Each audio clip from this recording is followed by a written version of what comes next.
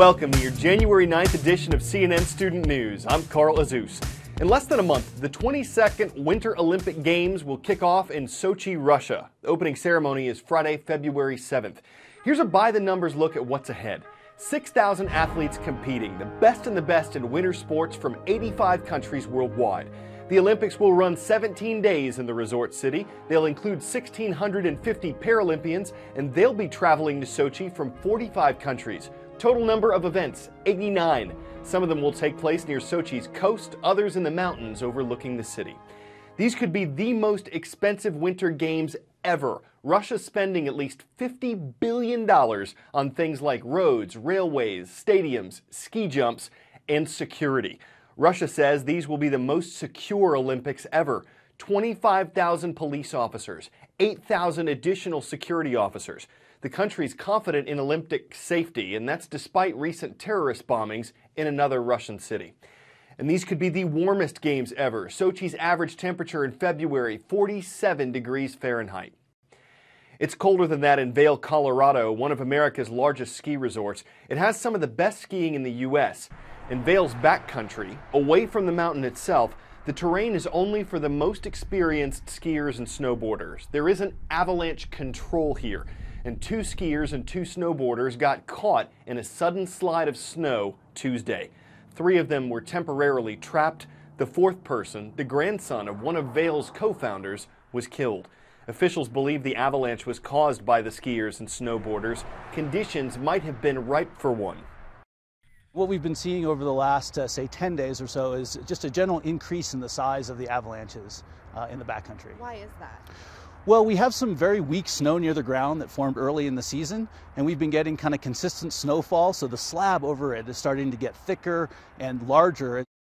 Skier Davis Lemaire recently rescued his brother from an avalanche in this same area. Clearly shows you how quick and dangerous these events can be. Time for the shout out. Which of these college sports is not regulated by the NCAA? Think you know it? Shout it out. Is it baseball, football, water polo, or none of the above?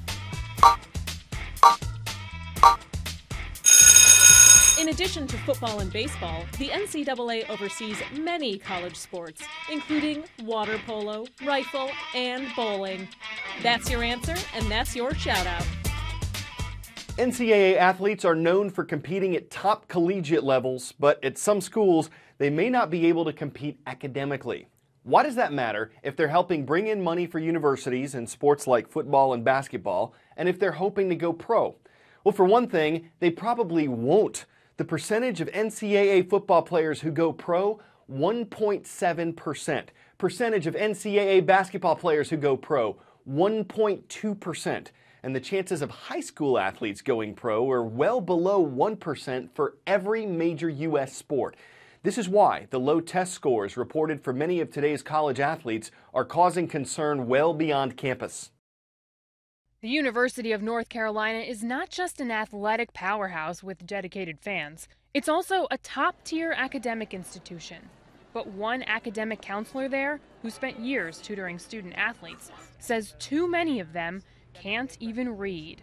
I mean, we may as well just go over to Glenwood Elementary right up the street and just let all the 4th graders in here, 3rd graders in here. They can't read, and there are no remedial classes. What's the option? To cheat? The other option is to cheat. That's correct.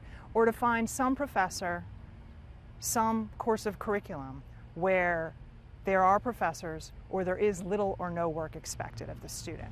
Mary Willingham says there are athletes who come to the University of North Carolina who are reading at a 3rd and 4th grade level. She says there's no way for them to succeed in a college classroom. The only place they can succeed here is on the football field.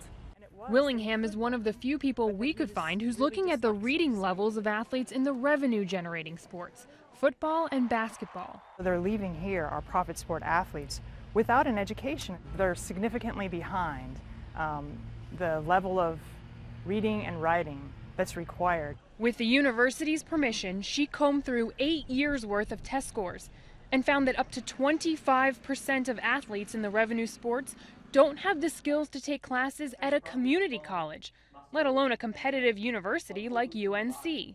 Looking at 183 football and basketball players between 2004 and 2012, Willingham found that 8% were reading below a 4th grade level, and 60% were reading between a 4th and 8th grade reading level.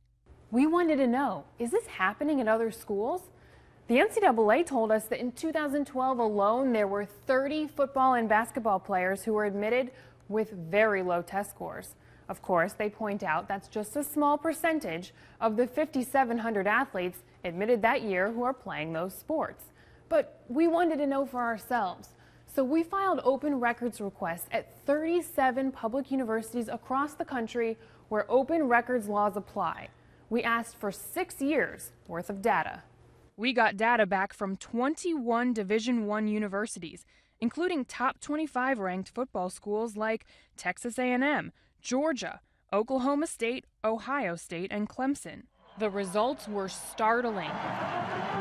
Most schools had between 7 and 18% of football and basketball players scoring so low on the reading portion of their exams, experts told us they would only be reading at an elementary level. That's an ACT score of 16 or less, or below a 400 on the reading portion of the SAT. But many of the universities had different explanations for low test scores, like Texas, which said some athletes don't try very hard, aiming only to become NCAA eligible. Or Washington, which pointed out low scores may indicate learning disabilities. And Louisville, which said entrance exams are just one factor considered when admitting a student athlete. You can read their full responses on CNN.com. Not every school we asked would give us information. In fact, about half refused or said they'd send the data after football season. Why did we first go to UNC? We were following up on a scandal from 2 years ago, when it was discovered that many student athletes were enrolled in classes that required little or no work. Even though the NCAA said it found no athletic scandal, a professor was recently indicted for fraud, and UNC's own internal investigation found evidence of academic fraud. As a result, the school says it put in place 120 reforms and insists that UNC's athletic program is now clean. You're confident here that you're doing the right thing by student athletes? I'm very confident. And I think our track record over time that we admit students can do the work. Now, we also are highly competitive, and our students have to compete Monday to Friday as well as they do on Saturday. And I think the ones that are really committed to being outstanding students, they are. Mary Willingham says she's skeptical these changes have made a difference. We say that we made 120 changes, which you can make all the changes you want, but if you're still not meeting students where they're at as an educator and bringing them along so that they can have success in the classroom, then those changes are all for nothing. CNN also talked to a dozen professors and advisors at multiple universities, and they echoed what Mary Willingham found. Now, the universities argue they're satisfied with their overall graduation rates. But the question, of course, is how do these athletes graduate if they can't read? Sarah Gannam, CNN, Washington. From Newport to Noonan, we're hitting states on both U.S. coasts in today's CNN Student News Roll Call. In Newport, Washington, hello to the Grizzlies of Newport High School. Stopping by New Mexico to check in with the Monzano High School Monarchs in Albuquerque. Monarchs rule. And from Noonan, Georgia, shout out to the Cougars of Noonan High School. Thanks to some of you for visiting earlier this week. Think fast. Favorite vending machine food. Candy, cookies, snack bars, sure. But a burrito? Oh no. But oh yes, says this beef, bean, and tortilla machine. It's located at a West Hollywood gas station, and some of those who tried it say for the price, the burritos are pretty good. They're $3 each, so you can do the math on that. The machine offers free Wi-Fi for the wait because it does somehow cook the food. After all, no one would want a burrito. It's pretty neato, and it shows you how vending machines are just stuffed with possibilities. Well, now the secret's out, we've spilled the beans, and we'll be looking to fold more news into tomorrow's 10-minute wrap, so we hope you'll eat that up. For CNN Student News, I'm Carl Azoon.